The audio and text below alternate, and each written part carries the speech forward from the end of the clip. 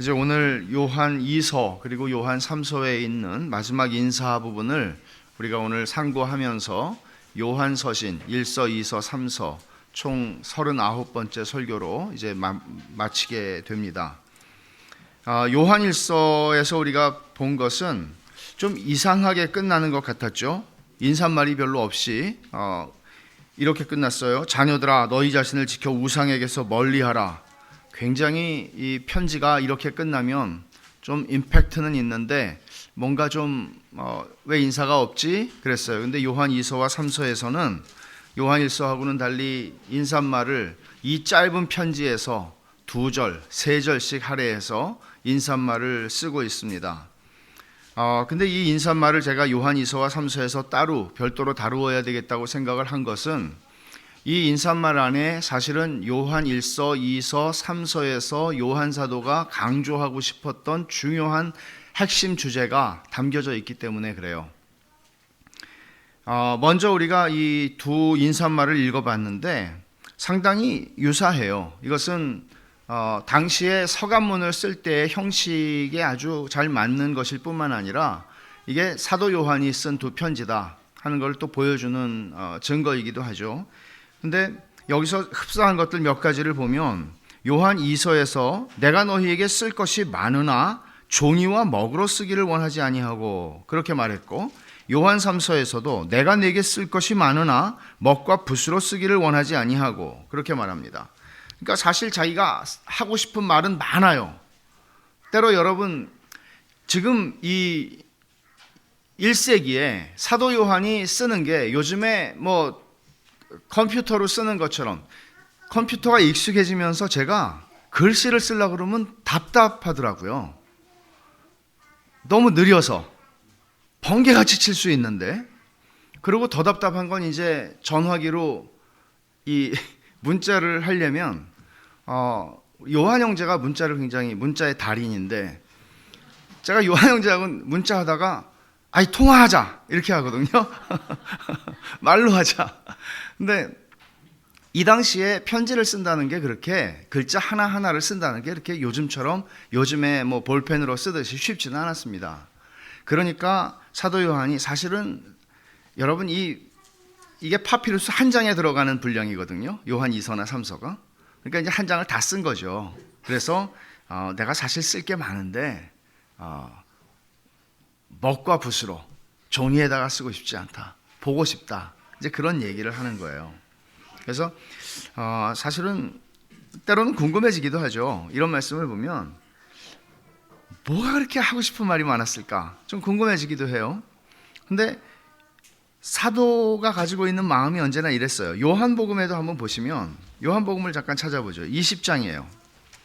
요한복음을 긴 책이죠. 요한복음은 20장 30절에 보면 이제 마지막 부분에서 이런 얘기를 해요. 20장 30절, 예수께서 제자들 앞에서 이 책에 기록되지 아니한 다른 표적도 많이 행하셨으나 오직 이것을 기록함은, 그러니까 많은 표적을 행한 걸 내가 다 기록할 수 없다, 그런 뉘앙스죠. 그리고 21장으로 가서 보시면 21장 25절, 그러니까 요한복음의 맨 마지막 구절인데 같이 한번 읽어보겠습니다. 시작. 예수께서 행하신 일이 이외에도 많으니 만일 낱낱이 기록된다면 이 세상이라도 이 기록된 책을 두기에 부족할 줄 아노라. 그러니까 사실은 어마어마하게 많은 것이 있지만 내가 간략하게 복음서를 쓰고 있다, 그런 얘기를 했어요. 여기서도 같은 맥락이라고 봅니다. 내가 사랑하는 가이오 너에게, 요한 3서는 개인에게 쓴 편지죠. 너한테 하고 싶은 말이 정말 많아. 근데 얼굴 보고 말하고 싶다. 또 이 교회에다가 쓰는 요한 2서는 내가 여러분들에게 정말 하고 싶은 말 많습니다. 그렇지만 속히 가서 여러분들을 만나서 대면해 말하고 싶습니다. 요한 2서 이 12절의 뒷부분에 보면 오히려 너희에게 가서 대면하여 말하려 하니 라고 말했고, 또 요한 3서 14절에서 속히 보기를 바라노니 우리가 대면하여 말하리라. 여기 대면한다는 말이 나오죠. 대면한다는 말은 얼굴과 얼굴, face to face를 얘기하는 거잖아요. 근데 원래 이 직역하면은 이 헬러어는 이게 다른 거예요. 이 그리스 사람들이 옛날에 생각하는 거는 우리는 얼굴과 얼굴로, 근데 이 사람들은 입에서 입으로예요. 입에서 입으로 말하고 싶다. 이런 표현을 썼어요. 같은 말이죠. 같은 말인데 여기서 또 요한 3서 14절에 보면 속히 보기를 바란다. 속히 보고 싶다. 그런 얘기를 썼잖아요. 그러니까 어떤 심정이 여러분 느껴지세요? 여기서 사도는 지금 가이오가 어려운 형편 가운데 있다는 걸 알고 있습니다. 그리고 요한 이서를 쓰는 사도의 마음도 교회가 신앙을 지키고 살아간다는 것이 얼마나 어려운 싸움인지를 알고 있습니다. 그렇기 때문에 내가 너희를 가서 얼굴과 얼굴을 보고 위로하고 싶고 할 말이 정말 많아. 그렇게 얘기하는 거죠. 저도 이제 아들하고 카카오톡을 하다가 야, 얼굴로 페이스톡으로 하자 이렇게 하거든요. 물론 아들이 허락할 때 가능한 일이지만 보고 싶은 거죠. 보고 싶은 거죠. 그런 마음이 사도에게 요즘과 같이 기술이 발달되지 않은 시대에 참 어디로 이동을 한다는 것 자체가 보통 일이 아닌 시대에 제가 전에 송정역에서 택시 타고 집에 들어오는데 택시 기사분이 그러시더라고요. 참 좋아져. 몇 시간 왔냐고 그래서 1시간 20분 동탄역에서 왔다 그러니까 야, 세상 정말 좋아졌습니다. 옛날에 며칠 갔습니다. 서울. 그러시더라고요. 야, 참 좋아졌죠. 근데 이 1세기에 편지를 써서 보내는 것도 쉬운 일이 아니었거니와 내가 직접 가서 속히 가서 너를 보고 싶고 널 가서 만나서 이야기하고 싶어 이런 얘기를 하는 게 보통 결심과 보통 마음으로는 할 수 없는 말이라는 것을 우리가 어느 정도 이해를 할 수 있어요. 그러면서 이 사도의 마음을 좀 느낄 수 있을 것 같습니다. 그리고 이제 통상적으로 서간문에 있는 그런 안부를 전하는데 요한이서 13절에 택하심을 받은 내 자매의 자녀들이 내게 문안한다. 이 택하심을 받은 내 자매의 자녀들은, 자매는 1절에서 얘기한 것처럼 택하심을 받은 부녀에게 편지한다 그랬죠. 이게 교회라고 그랬죠. 여기서도 마찬가지로 사도가 지금 속해 있는 교회에서 우리 교회의 교인들이 너에게 지금 문안해, 그런 얘기를 하는 것이겠죠. 또 15절에 보면 요한 3서 평강이 내게 있을지어다. 여러 친구가 내게 문안하니라. 아마 여러 친구는 가이오를 알고 있거나 혹은 가이오를 위해서 지금 기도하고 있는 형제들이겠죠. 여러 친구가 내게 문안한다. 너는 친구들의 이름을 들어 문안하라. 네 옆에 있는 친구들 한 사람 한 사람에게 안부를 전해달라고 사도는 얘기를 합니다. 종종 우리가 서신서라고 그러잖아요. 로마서부터 시작해서 바울 서신이 있고 또 일반 서신이 있죠. 이 편지들이 많아요. 신약 성경이 편지들로 구성되어 있는데 이 편지들에서 특별히 로마서 16장 같은 부분을 보면 그 긴 내용을 전체를 다 누구에게 안부를 전해주시오, 누구에게 안부를 전해주시오, 누구에게 안부를 전해주시오 그러죠. 그러면 여기서도 마찬가지예요.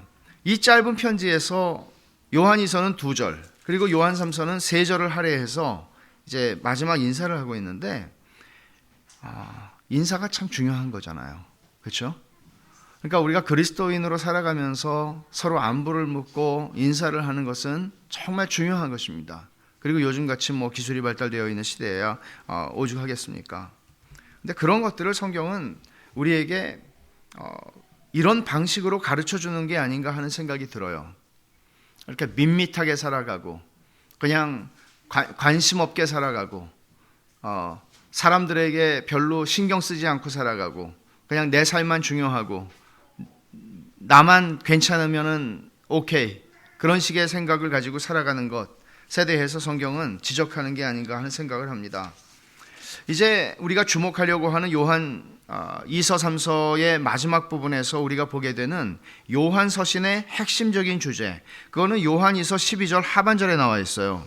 이는 너희 기쁨을 충만하게 하려 함이라 하는 것입니다. 너희 기쁨을 충만하게 하려 함이라. 여기에 너희라고 하는 부분에 그 각주에 우리라고 그랬죠. 또 어떤 서본에는 우리라고 되어 있다. 어떻든 사도가 지금 이 편지를 쓰고 있는 마음은 기쁨을 충만하게 하는 겁니다. 기쁨이 충만해지는 게 사도가 이 편지를 쓰는 목적이라고 말합니다. 이거는 우리가 요한 1서 1절부터 4절에서 본 말씀이에요. 한번 다시 가보겠습니다. 요한일서 1장 3절 4절을 한번 같이 읽어보겠습니다. 시작. 우리가 보고 들은 바를 너희에게도 전함은 너희로 우리와 사귐이 있게 하려 함이니 우리의 사귐은 아버지와 그의 아들 예수 그리스도와 더불어 누림이라. 우리가 이것을 씀은 우리의 기쁨이 충만하게 하려 함이라. 이 기쁨은 사귐으로부터 나오는 기쁨이기 때문에 어느 한편만의 기쁨일 수는 없어요. 이거는 함께 누리는 기쁨이죠. 그러니까 우리의 기쁨, 그리고 요한 2서에서는 너희의 기쁨이라고 그랬지만 많은 사본들은 또 우리의 기쁨이라고 표현을 하고 있거든요. 그러니까 우리의 기쁨을 충만하게 하는 것이 요한 1서를 쓴 목적이라고 요한 1서 서두에 밝힌 것을 요한 2서 마지막에 인사를 하면서 또 밝히고 있죠.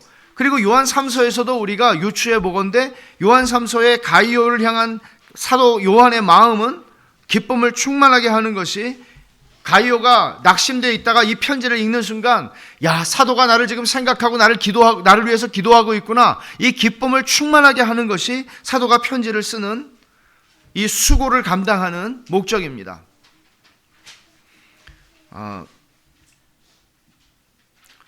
저는 요즘에 그 발달된 이 문명이 우리에게서 빼앗아간 게 굉장히 많은 것 같아요.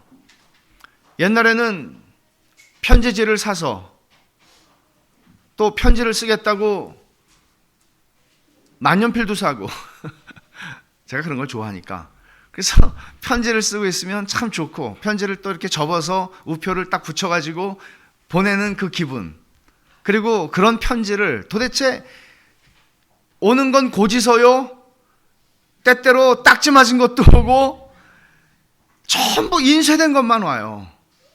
그렇죠? 우체통을 열어보는 기쁨이 없어요. 기쁠 수가 없죠. 돈 내라는 건데. 때로는 그러다가 거기에 섞여 있는 손으로 쓴 편지를 보면 감동이 있지 않을까요? 그런 것들을 너무 많이 빼앗아 갔어요. 그리고 이메일이라고 하는 신기한 것이, 저는 95년에 안식년을 들어와서 이메일을 배우느라고, 이메일이라는 개념을 이해하고 그걸 공부하느라고 정말 애를 썼던 적이 있는데, 이제는 이메일조차 사라져가고 카톡으로만 간단하게, 카톡을 쓰는 것도 힘들어서 이모티콘으로 하나 딱 보내고 끝. 너무 재미가 없는 것 같아요. 좀 옛날로 돌아갈 수 있으면 좋겠다. 좀 이 시대에 좀 저항하고 싶은 그런 생각이 간혹 들 때가 있습니다. 멋지죠? 손으로 이렇게 수고스럽게 편지를 쓰지만 이것이 받는 사람에게는 내가 손으로 쓰는 수고도 있지만 기쁨도 있잖아요. 가이오가 이 편지를 읽고 기뻐할 것을 생각하면, 이 편지를 읽고 사도가 보내준 편지를 읽고 기뻐할 교회를 생각하면 수고스럽지만 기쁘죠.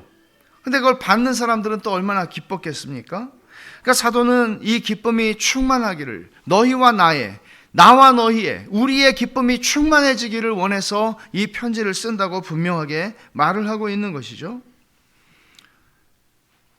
근데 사도가 편지에 이 기쁨을 충만하게 한다고 얘기할 때 이 기쁨은 어디서 오는 기쁨이에요? 요한일서 1장 3절에서 얘기한 것처럼 사귐에서 오는 기쁨이에요. 사귐에서 오는 기쁨이요. 사도와 교제를 누리는 형제들의 형편이, 가이오나 또는 초대교회의 형제들의 형편이 그렇게 녹록지 않지만, 신앙을 지키고 살아간다는 것이 그렇게 쉬운 일은 아니지만, 사도가 쓰는 편지를 통해서 그들이 힘을 얻고 위로를 얻고 기쁨을 회복하고, 그래, 이까짓 거 넉넉히 지나갈 수 있지, 이럴 수 있다면 이건 정말 사도가 자신이 편지를 쓰고 있는 목적을 성취하는 것 아니겠습니까? 그래서 여기서 우리가 좀 던질 질문은 이런 겁니다. 사도가 도대체 왜 이렇게 기쁨을 원하는 것일까? 우리도 기쁨을 원하죠. 기쁜 건 좋은 거 아닙니까? 근데 사도가 왜 이렇게 기쁨에 집착할까? 그런 생각이 들지 않습니까? 요한일서를 시작하면서도 기쁨 때문에 쓴다고 얘기했고, 요한 2서를 마치면서도 기쁨 때문에 나 이 편지 쓴다고 얘기하잖아요. 과연 저와 여러분이 기쁨을 다 원해요. 기쁨을 다 원해요. 근데 기쁨을 원하는데 사도가 기쁨을 원하는 것처럼 우리들도 기쁨을 그렇게 원하고 기쁨을 얻기 위해서 수고를 아끼지 않을 만큼 기쁨을 우리도 원하고 사나요? 정말? 아니면은 기쁨을 원하지만 어디선가 어떻게 감 떨어지듯이 떨어지는 거라고 생각을 하고 우리의 할 일을 하면서 살아가지 않나요? 기쁘세요? 기쁘세요?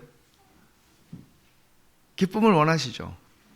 기쁨이 있으면 피곤함이 달아나지 않습니까? 기쁨이 있으면 살맛이 나지 않나요?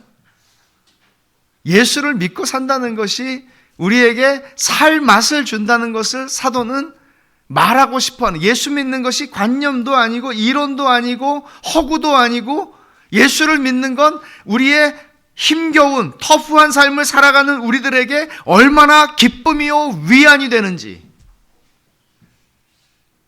살 힘을 얻게 하는지, 그거를 사도는 말하고 싶어하는 것 아니겠어요? 기쁨을 얻기 위해서 우리는 무엇을 하나요? 어떤 사람은 기쁨을 얻기 위해서 게임을 할 수도 있겠죠. 어떤 사람은 기쁨을 얻기 위해서 술을 마실 수도 있겠죠. 어떤 사람은 기쁨을 얻기 위해서, 근데 사실 굉장히 기쁨이라고 하는 건 적극적인 개념이잖아요. 단순히 내가 스트레스를 줄이고 그냥 골치 아픈 일들을 잊어버리고 이런 부정적인 의미가 아니라 기쁨을 얻고 싶은 거예요. 그렇게 말하기에는 우리가 하는 행동들, 기쁨을 얻기 위해서 하는 행동들은 굉장히 소극적인 것들이 아닌가 하는 생각이 좀 듭니다. 도대체 사도가 말하고 있는 이 사귐의 기쁨이 무엇이고 무엇이길래 사도는 이렇게 기쁨을 원하는가? 우리가 알지 못하는 어떤 특별한 이유가 있는 걸까? 사도에게. 기쁨의 본질을 좀 생각할 필요가 있어요. 사도가 생각하는 기쁨. 요한일서 1장 4절에서 우리가 조금 아까 읽었지만 다시 한번 가보면 우리가 이것을 쓰면 우리의 기쁨이 충만하게 하려 함이라 그렇게 얘기를 했습니다. 그런데 이 사귐의 내용이 어떤 것인지, 이 기쁨을 만들어내는 사귐의 내용이 어떤 것인지를 3절에서 이렇게 말했죠. 너희로 우리와 사귐이 있게 하고, 너희와 우리의 사귐이에요. 형제들 간의 사귐이에요. 그리고 우리의 사귐은 아버지와 그의 아들 예수 그리스도와 더불어 누림이라 그렇게 얘기했어요. 우리의 사귐은 아버지와 그의 아들 예수 그리스도와 더불어 누리는 것이다. 사도는 사귐의 본질을 정확하게 얘기를 해요. 사귐은 단지 마음 맞는 사람들끼리 모여서 밥 먹는 거라고 얘기하지 않아요. 사귐의 본질은 하나님 아버지와 그 아들 예수 그리스도와 더불어 누리는 것이라는 거예요. 만약에 우리가 아무리 즐겁고 유쾌하고 그것이 교회 안에서의 모임이라고 할지라도 하나님 아버지와 그 아들 예수 그리스도가 거기에 계시지 않다면 그거는 영적인 사귐, 사도가 지금 얘기하고 있는 사귐은 아닙니다. 사귐의 본질에 대해서 사도가 설명하는 것을 우리가 요한복음 17장에서 다시 한번 좀 보려고 하는데 요한복음 17장으로 가보겠습니다.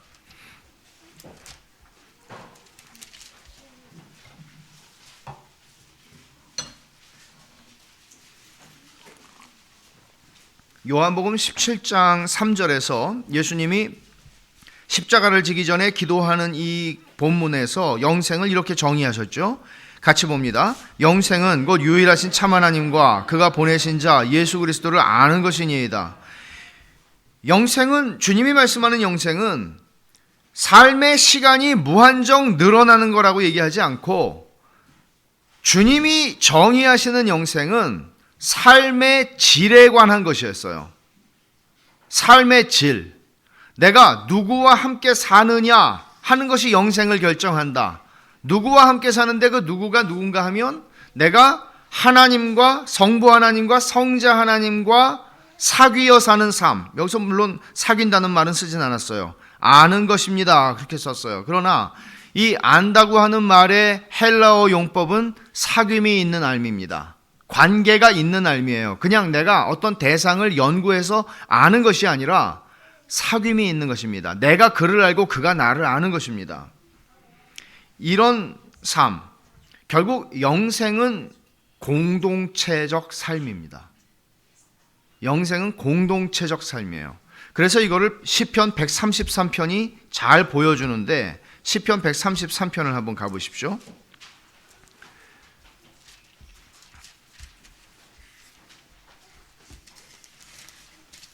제가 읽겠습니다. 133편. 보라, 형제가 연합하여 동거함이 어찌 그리 선하고 아름다운고, 머리에 있는 보배로운 기름이 수염 곧 아론의 수염에 흘러서 그의 옷깃까지 내림 같고, 헐몬에 있으리 시온의 산들의 내림 같도다. 거기서 여호와께서 복을 명령하셨나니 곧 뭡니까? 영생이라고 얘기합니다. 여러분, 저는 예전에는 이 말씀이 워낙 유명한 시편 중에 하나라서 그냥 그런가 보다 하고 읽었습니다. 근데 하나님께서 형제들이 서로 동거하고 이스라엘 백성이 함께 있고 함께 즐거워하고 화목하게 지내고, 이게 어떤 심정이겠어요? 부모가 자녀들을 보니까 자녀들이 너무 화목하고 서로를 아껴주고 서로 사랑하고 서로 양보하고 자기 것을 내어주고 자식들이 그렇게 살아가는 모습을 보면 부모가 어찌 기쁘지 않겠습니까? 하나님께서 그런 마음으로 지금 백성들을 바라보시는 것이죠. 그러면서 하나님께서 축복을 하세요. 축복을 하는데 복을 명령하셨는데 영생이라고 얘기를 해요. 장수도 있고 부자가 되는 것도 있고 땅 여러 가지 많은 축복이 있잖아요. 근데 영생이로다 그렇게 얘기를 해요. 이게 왜 갑자기 영생이라는 말이 튀어나올까? 예수님이 요한복음 17장에서 얘기하신 것이 하나님 아버지와 그의 아들 예수 그리스도를 아는 것, 그 사귐이 영생이라고 얘기를 했을 때 그 말씀은 바로 이것과 맥을 같이 하는 말씀이죠. 말하자면 영생은 더불어 사는 삶이에요. 1차적으로는 성부 하나님과 성자 하나님과 함께하는 삶이에요. 그전에는 어떤 삶이었습니까? 예수를 믿기 전에 우리의 삶은 마귀와 함께하는 삶이고 공중권세 잡은 자의 지배를 받는 삶이고 우리의 생각하는 것이나 행동하는 것이나 욕구나 모든 것들이 다 하나님을 대적하는 것들이었지만, 그리고 우리의 삶은 모든 것이 자기를 향해서 자기중심적이고 이기적인 인생관을 가지고 사는 거였지만, 예수를 믿자, 성령께서 나를 거듭나게 하시자 이제는 그렇게 더 이상 살래야 살 수가 없는 거죠. 저 사람하고 나하고 무슨 상관이야 했던 사람이 예수를 믿는 공동체 안에서 서로를 사랑하게 되는 것이고, 너와 내가 형제였구나를 아는 거고, 그 형제였구나를 아는 사귐의 근본은 하나님과 주 예수 그리스도와 함께하는 삶 속에서 주어지는 것이죠. 이게 영생이라는 거예요. 우리가 영원히 산다는 개념이 이 개념이 없는 게 아니에요. 그러나 이 1차적인 것은 함께 사는 삶의 질을 얘기하고, 우리가 천국에서 영원한 삶을 살아갈 때 그 삶의 질이 어떤지를 오늘 이 세상을 사는 동안에도 우리는 맛보아 알 수 있다는 얘기를 하는 것입니다. 그래서 사도가 요한일서 1장에서 이야기한 대로 1장 3절을 다시 한번 보면, 우리가 보고 들은 바를 너희에게도 전하면 너희로 우리와 사귐이 있게 하려 함이니, 너희와 우리의 사귐이에요. 그리고 우리의 사귐은, 너희와 우리의 사귐은 아버지와 그의 아들 예수 그리스도와 더불어 누리는 사귐이야. 그리고 이 사귐이 내가 말하는 사귐의 본질이고, 이 사귐이 영생이고, 이 사귐에서부터 우리에게 주어지는 게 뭔지 알아? 그게 기쁨이야. 그게 하늘의 기쁨이야. 그게 그리스도인들만 경험하고 누릴 수 있는 기쁨이야. 이 기쁨이 우리의 삶을 지배할 수 있어. 너희의 삶이 비록 녹록지 않고, 너희의 삶이 비록 험한 삶을 겪어야 하는 삶의 자리에 처해 있을지라도 이 기쁨이 너희를 지배할 수 있어. 이 기쁨이 너희를 끌고 갈 수 있어. 사도가 말하는 기쁨의 본질은 사귐에서 오는 것이에요. 영생의 기쁨이에요. 잠시 우리가 눈을 돌려서 우리 자신에서부터 하나님께로 눈을 돌려보죠. 하나님이 어떻게 태초 이전에 존재하셨습니까? 하나님이 외롭거나 하나님이 심심하지 않으셨습니다. 하나님은 성삼위 하나님이십니다. 성삼위 하나님이라고 하는 말은 어떤 신학자가 말한 것처럼 하나님은 공동체로 존재하셨고 하시고 계시며 하실 겁니다. 하나님은 성부와 성자와 성령으로 거하십니다. 성부가 성자가 아니시며 성자가 성령이 아니심과 같이 하나님은 세 분 한 하나님이십니다. 이것을 우리 기독교 장로교회의 표준 문서인 웨스트민스터 신앙고백은 이렇게 표현합니다. 신격의 통일성 안에 동일한 본질, 동일한 능력, 동일한 영원성을 가진 세 분, 즉 성부 하나님, 성자 하나님, 성령 하나님이 계시다. 성부 하나님과 성자 하나님은 영원히 서로를 영화롭게 하는 관계 속에 있었다는 걸 우리가 요한복음 17장 1절과 5절에서 봅니다. 다시 한번 가보겠습니다. 요한복음 17장 1절과 5절.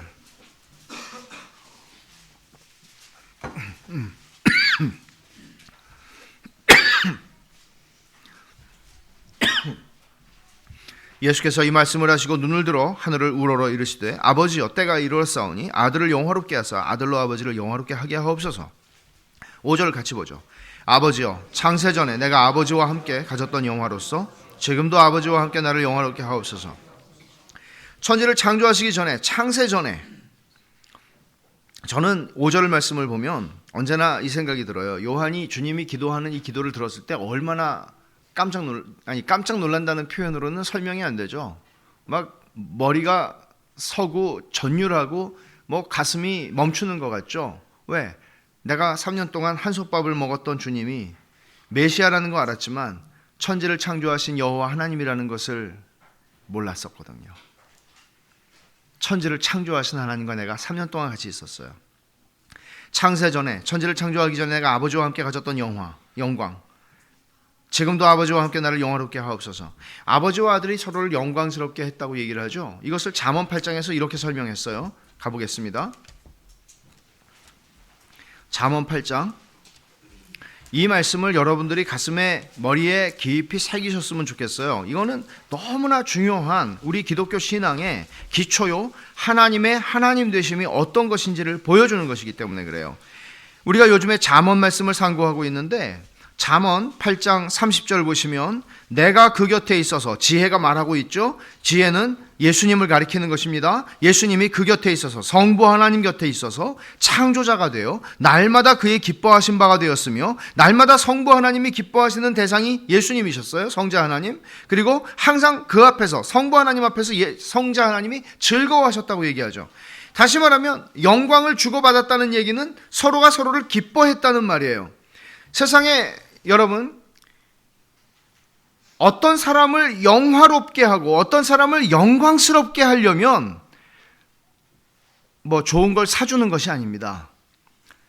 최고의 방법은 그분 자신을, 그 사람 자신을 기뻐하는 것입니다. 이거보다 더 영광스러울 수는 없습니다. 영광스러운 일은 없습니다.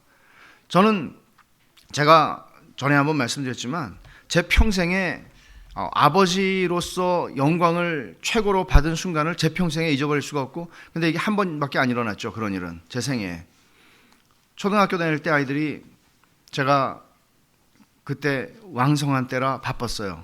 그 일정이 사무실에 가니까 없더라고요. 그래서 얼른 집에 와가지고 애들을 학교 앞에서 픽업해가지고 용인 에버랜드 데리고 가서 문 닫을 때까지 놀고, 그 다음날 시험이지만 상관없다 그랬어요. 제가 아빠가 이거는 책임진다. 그리고 놀고 밤 11시 문 닫을 때 집에 들어와서 12시 됐죠. 그리고 이제 잠을 자는데 애들이 흥분해서 잠을 안 자는 거예요. 그래서 둘이서 속닥속닥 하는데 전 피곤해서 막 잠이 들려고 그러는데 우리 아빠 정말 좋지. 둘이서 그 얘기를 막 하고 있는. 그러니까 제 일생에 한 번 일어났던 일이라니까요. 근데 아빠 진짜 좋지. 그래서 정말 너무 영광스러웠어요. 감당할 수가 없었어요. 잠이 달아났어요. 그 얘기를 둘이서 계속 해요. 우리 아빠 같은 사람은 어디 찾아볼 수가 없다. 저 친구네 아빠, 누구네 아빠는 안 그런데 우리 아빠.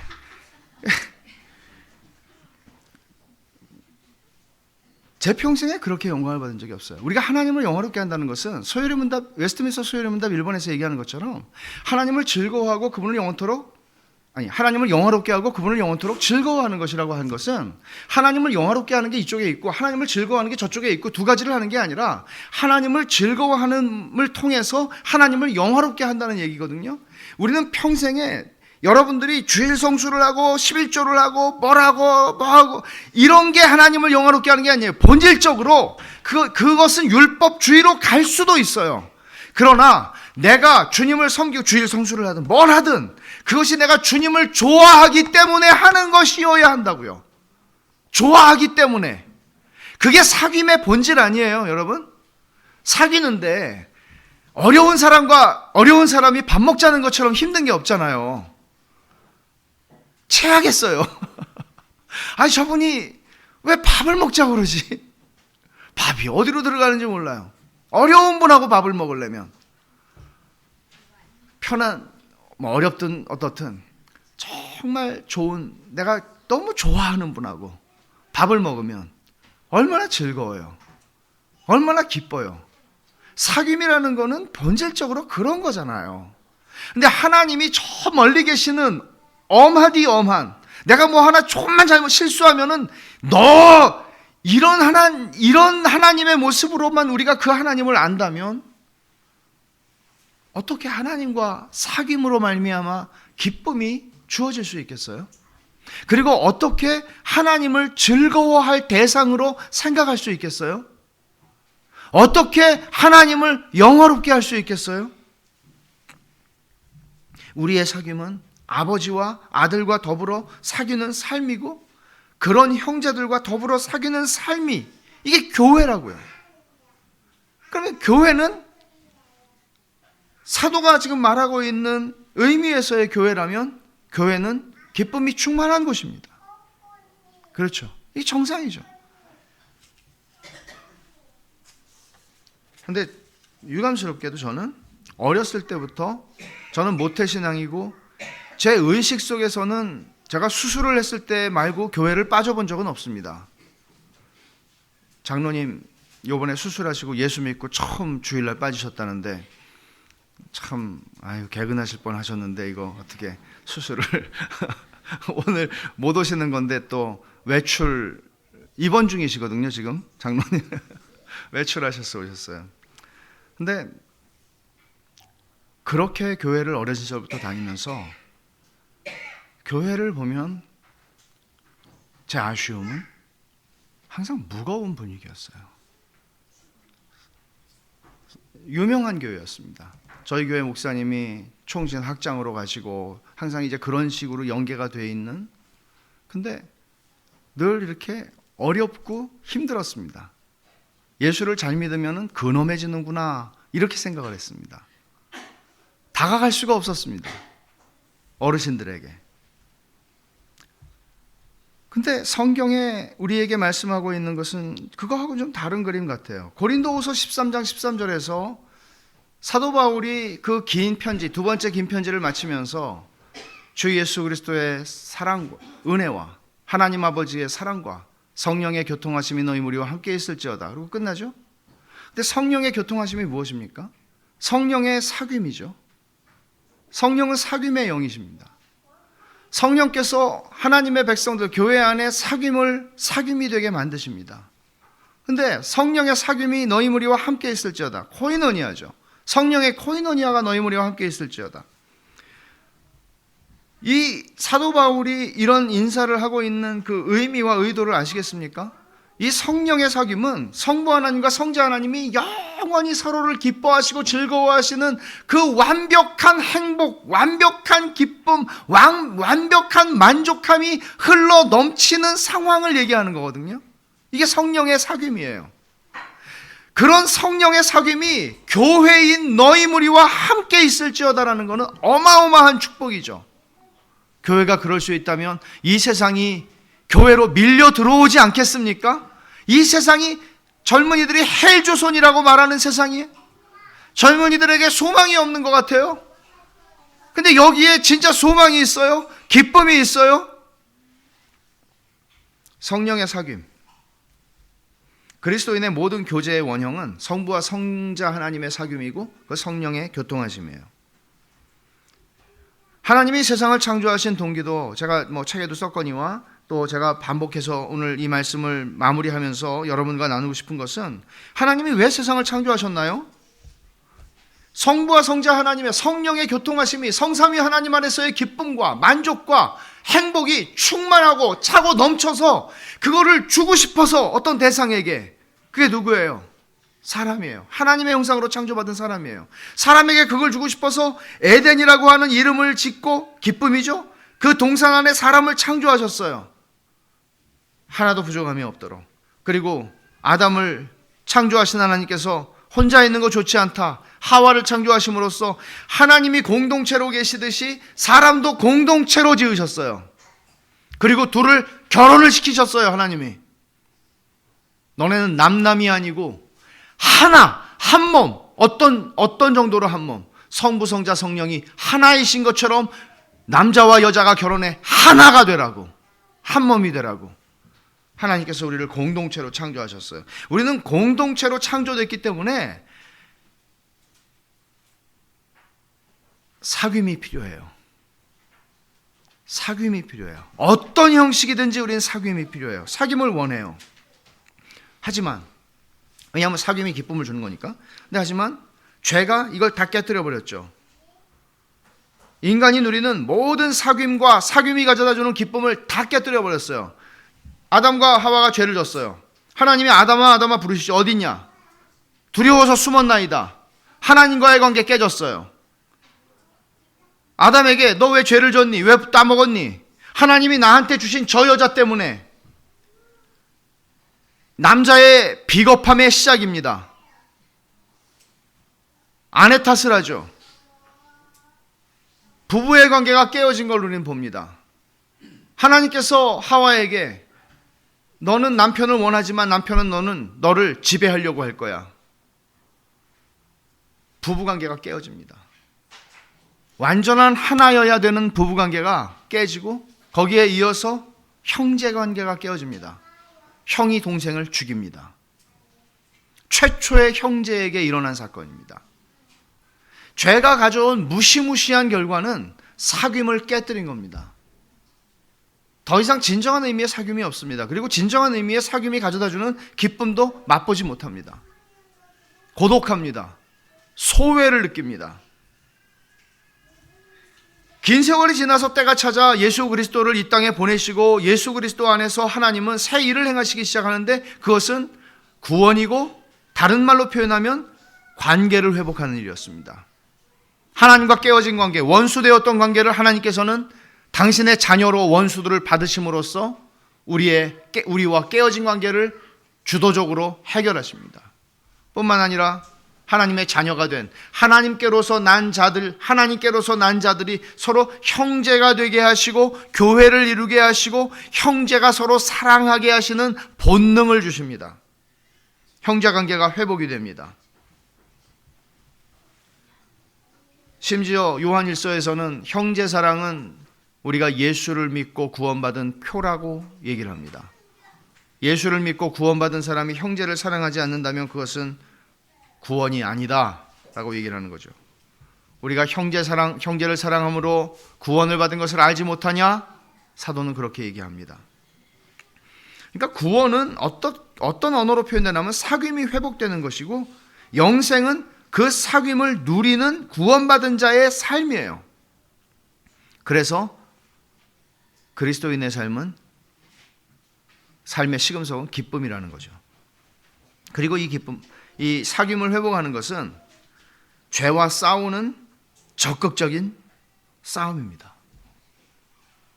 여전히 우리 안에 잔존하는 죄는 이기적인, 자기중심적인, 개인주의적인 라이프 스타일을 강조하고 그렇게 살아가라고 얘기할 겁니다. 그렇지만 우리는 그 죄와 싸우는 겁니다. 우리는 형제다. 이게 우리가 이 세상을 믿음으로 살아가는 방식이어야 하는 거죠. 이제 그리스도인의 삶에서 사귐과 기쁨이 왜 그렇게 중요한가 하는 질문에 대답할 차례입니다. 사도 요한이 사귐의 기쁨이 그렇게 충만해지기를 원했던 이유가 뭔가? 제가 조금 아까 말씀드렸죠. 하나님이 천지를 창조하신 동기는 기쁨이 충만해서 그 기쁨을 가지고 어찌할 수가 없어서 이 기쁨이 에너지가 되고 이 기쁨이 동력이 되고 이 기쁨이 연료가 돼서 힘이 돼서 그 기쁨으로 뭔가를 하는 거예요. 단순히 하나님이 의무감으로 하셨거나 하나님이 사명감으로 하셨거나 하나님이 그런 걸로 했다고 얘기하지 않아요. 하나님이 자기 백성을 다스리시고 자기 백성을 이끌어 가시는 하나님의 방법은 우리가 하나님을 즐거워해서 하나님을 사랑해서 하게 하는 거예요. 그래서 바리새인들이 했던 수고와 율법 지킴과 이 모든 것들을 주님께서는 화 있을진저라고 말씀하신 거죠. 왜? 하나님을 사랑하고 하나님을 좋아하고 하나님을 즐거워하는 마음 하나 없이 그냥 관습적으로 그냥 해야 하니까. 그게 아니라고요. 이건 종교예요. 기독교는 그런 게 아니에요. 하나님, 우리가 그 사귐을 누리고 기뻐하는 것은 하나님의 천지창조의 목적을 성취하는 일이에요. 우리한테 기쁨을 주시려고 창조하셨으니까 우린 기뻐하고 살아야 돼요. 문제는 타락한 사람들 안에 기쁨의 대상은 하나님만은 아니라는 것이죠. 다른 것들, 그걸 우상이라고 얘기하는 거죠. 그러니까 사도가 기쁨, 사귐의 기쁨을 이렇게 강조하는 이유는 이게 하나님의 천지창조의 동기요 목적이며 이것이 하나님께서 그 아들을 십자가에 못 박아 죽이신 목적이라고 얘기를 하는 거예요. 그래서 기쁨이 충만해야 된다는 거죠. 뿐만 아니라 하나님에게 그 기쁨이 에너지였고 동력이었던 것처럼 교회에도 마찬가지예요. 교회도 교회 안에 형제의 사귐이 깊어지고 거기서 기쁨이 흘러나오게 되면 이 기쁨은 교회의 동력과 연료가 되는 거예요. 이 사귐의 기쁨이 교회가 가진 은행 잔고보다 더 값진 거예요. 은행 잔고에 수백억을 갖다 놓았다 할지라도 그거보다 중요한 거는 교회가 사귐을 통해 누리는 기쁨이에요.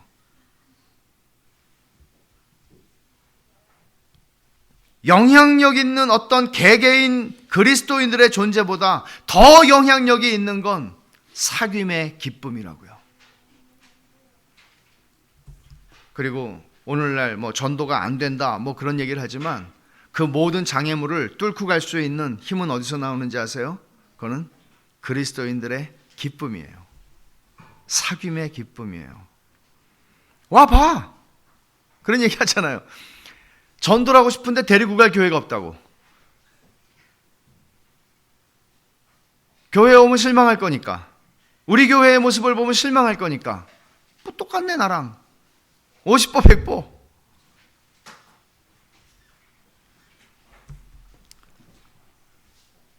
성령의 교제가 너희 무리와 함께 있을지어다라고 사도 바울이 고린도 교회를 위해서 축복하였던 그 축복.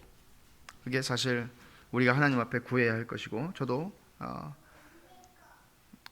주님께서 우리 안에 복음의 교제가 깊어지고 넓어져서 그 사귐의 기쁨이 온 교회를 감싸고 우리 교회를 충만하게 하는 그런 은혜가 있기를 구합니다. 이런 논제에 근거해서 우리가 우리 삶을 좀 비춰볼 필요가 있고 적용을 좀 할 필요가 있는데 요한서신을 전체를 마치면서 여러분 이거 외부인의 시각인데요. 이거는 우리는 잘 몰라요. 우리는 우리가 어떤지 잘 몰라요. 근데 누군가 우리 교회를 처음으로 방문을 하면 이 교회는 이런 분위기, 이런 인상, 첫인상이라는 게 있잖아요. 우리는 잘 몰라요. 좀 궁금하시지 않으세요? 근데 방문하시는 분들한테 다 그걸 써달라고 그러는 건 좀 민망한 일이죠. 민망한 일이에요. 이 교회는 차갑다. 이 교회는 따뜻하다. 이 교회는 밝다. 어둡다. 이 교회는 서로 잘 모르는 것 같다. 여러 가지 있겠죠. 근데 제가 최근에 어떤 목사님한테 이제 들은 얘기인데 재밌어요. 어느 교회를 방문을 했는데 미국 교회 같더래요. 한국 교회인데 서울에 있는 교회인데 미국 교회 같다는 게 무슨 말인가? 미국 사람들이 있었다는 말인가? 그게 아니고요. 밝더래요. 아니 그러면 한국 교회는 어두워? 이런 생각을 하잖아요. 아니 한국 교회는 어두운가? 근데 확실히 좀 미국 사람은 우리하고 달라서 좀 이렇게 좀 더 이렇게 하잖아요. 우리는 좀 유교적이고 우리는 좀 점잖게 이렇게 내가 저분한테 괜히 말을 걸면 신뢰가 되지 않을까. 가만히 있자. 인사 안 하는 게 하는 것보다 낫지. 우리 이렇게 또 생각을 해서 인사를 안 하잖아요. 착한 마음으로. 근데 미국 사람들은 막 보면은 누가 오면은 막 끝나고 줄을 서가지고 인사를 하고 나는 누구라고 어떻게 반갑다고 그러면 또 뒤에 있는 사람이 또 탁 나와가지고선 마치 무슨 줄 서는 건 또 미국 사람 잘하니까 줄을 서서 이렇게 막 하고 마치 스타가 된 기분처럼 말이죠. 뭐 그런 것도 좀 너무 어색하기는 하지만 우리 한국 사람들에게는 어떻든 그런 어떤 밝은 그런 면을 어떤 교회에서 봤다는 거예요. 그러면서 미국 교회가 그렇게 딱 한마디로 하는 거예요. 그래서 기분은 별로 안 좋았죠. 뭐 우리는 뭐 기분은 별로 안 좋았는데 요한서신 강해를 제가 마치면서 두 가지 적용을 좀 나눴으면 좋겠어요. 먼저 여러분이 신앙생활을 정말 잘하시고 싶으시면은요 사귐에 헌신하셔야 돼요. 신앙생활을 혼자 하는 게 아니에요. 혼자 성경 보고 기도하고 가는 게 아니에요. 신앙생활은 사귐에 좌우돼요. 굉장히 중요한 거예요. 며칠 전에 아주 유명한 목사님 한 분이 어느 신학교의 사경회에 가서 말씀을 전하셨나 봐요. 근데 문제가 하나가 된 거예요. 뭐가 문제가 됐냐면 성경은 개인주의를 지향한다 이런 얘기를 하셨대요. 그래서 저는 그분이 왜 그런 비신학적인 얘기를 하셨을까, 틀린 얘기를 하셨을까, 뭐 잘 모르겠어요 맥락을. 근데 성경은 개인주의를 지향한다. 그렇지 않죠.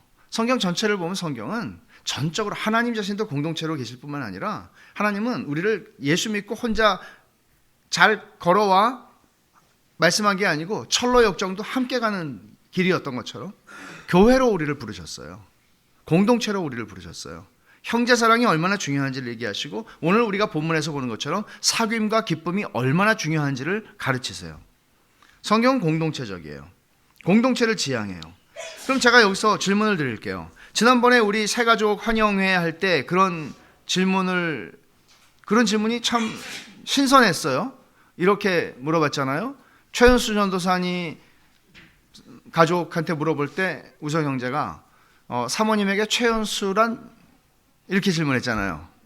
그래서 저 질문 좋은데? 제가 여러분에게 질문할게요. 여러분에게 교회란? 여러분에게 교회란 무엇입니까? 여러분에게 교회란 그저 일주일에 한번 와서 예배 드리는 곳입니까? 일주일에 한번 설교 듣는 곳입니까? 그런 대답이 아니기를 바랍니다. 교회는 사귐입니다. 교회는 우리들입니다. 교회는 형제와 자매들입니다.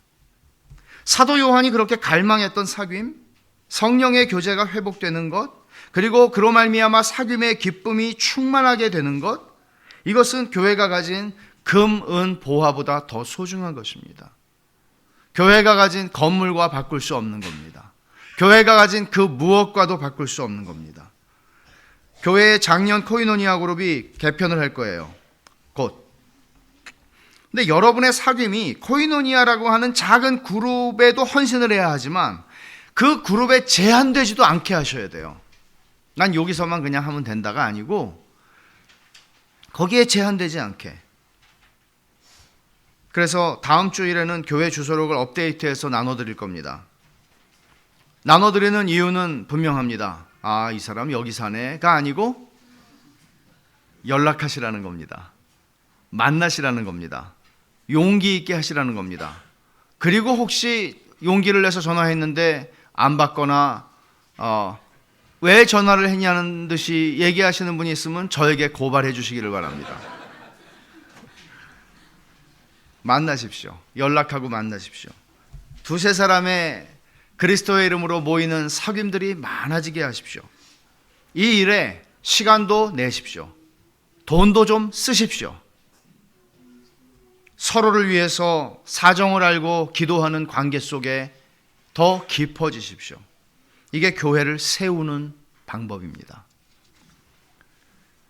성령께서 우리 안에 사귐의 영을 충만하게 경험하게 하실 것입니다. 두 번째 적용입니다. 여러분이 주일날 예배당에 들어오시면 뭘 제일 먼저 하시나요? 뭘 하시죠? 기도를 하십니다. 일반적으로.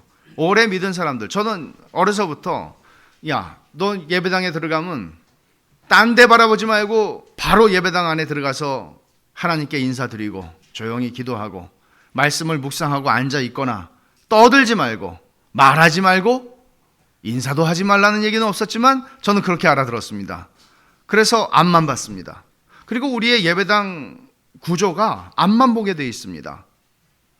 근데 저는 사실 우리 교제가 교회의 본질이라고 할 때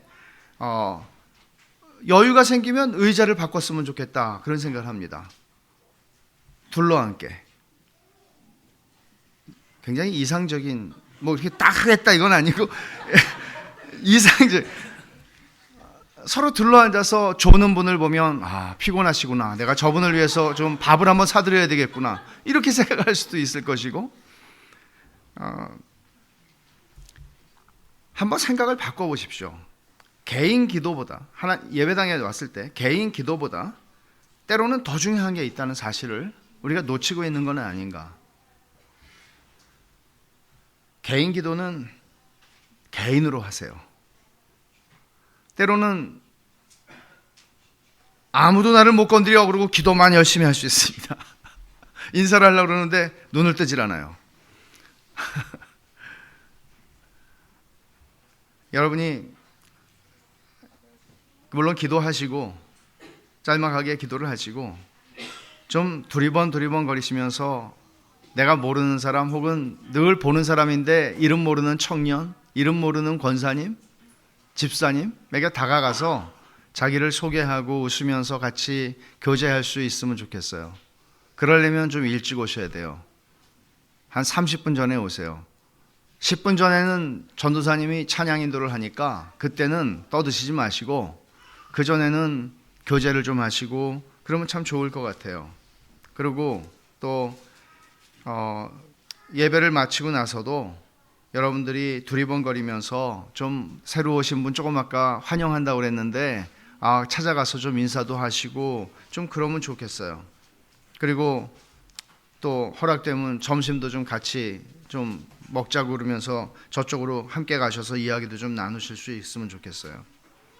하나님의 자녀들이 관심을 가져야 하고 주의를 해야 하는 것은 사귐이에요. 이것을 여러분 놓치지 마세요. 신앙생활 하시면서. 그래서 좀 연출할 수 있는 것은 아니지만 밝은 교회가 됐으면 좋겠어요. 사귐은 보다 풍성해지고 깊어지고 또 우리 안에서 그리스도인들이 누리는 기쁨이 충만해지는 것, 사도 요한이 쓴 것처럼 그 기쁨이 충만해지는 것, 이런 은혜를 우리가 사도 요한이 이걸 말한 거구나, 우리가 사도 요한이 쓴 서신을 3개를 같이 39주에 걸쳐서 상고했는데 이거구나, 이런 걸 우리가 좀 누릴 수 있었으면 좋겠습니다. 그래서 하나님이 벳살롬 교회의 모든 지체들이 하나님이 허락해 주신, 예수 그리스도의 피로 허락해 주신 이 사귐, 이 영광스러운 사귐에 헌신하고 또 교회를 교회답게 세우는 은혜를 주셨으면 좋겠습니다. 저는 오늘 또 하나의 영광스러움을 경험한 것은 준겸이가 제 이름을 안다는 것, 감동입니다.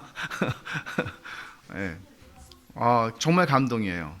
이 매주 보지도 못하는 준겸이가 제 이름을 아까 목사님을 알더라고요. 목사님이라고. 그래서 그것만 아는 줄 알았더니 이름을 알아요. 이건 참 영광이죠. 저를 더 좋아할 수 있기를 바랍니다. 우리가 서로를 좋아하는 관계 속으로 그리스도 때문에 같이 밥 먹고 싶고 같이 좀 만나고 싶은 사람들로 하나님께서 우리 교회를 세워가셨으면 좋겠습니다. 기도하겠습니다. 하나님 아버지, 주신 말씀을 감사합니다. 저희 가슴에 새겨주시옵고 저희의 교회를 주님의 핏값으로 세우셔서 우리에게 사귐이 주어지게 하셨으니 이 사귐을 누리게 하시고 이 사귐으로부터 오는 기쁨을 맛보게 하옵소서. 예수님의 이름으로 기도하옵나이다. 아멘.